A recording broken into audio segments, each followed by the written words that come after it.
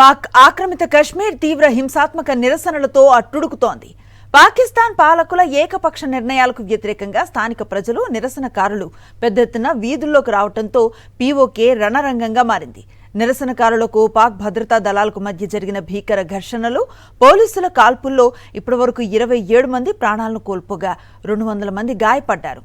ఈ నేపథ్యంలో పాక్ ప్రభుత్వానికి వ్యతిరేకంగా joint Awami action committee PoK వ్యాప్తంగా జూన్ 9న పూర్తి స్థాయి లాక్డౌన్కు పిలుపునిచ్చింది.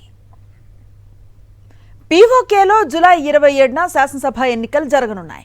అయితే అక్కడి అసెంబ్లీలో మొత్తం 45 స్థానాలకు గాను పాక్లో నివసిస్తున్న కశ్మీర్ శరణార్థులకు 12 స్థానాలకు ప్రత్యేకంగా రిజర్వ్ చేయడాన్ని జేఏఏసీ తీవ్రంగా వ్యతిరేకిస్తోంది.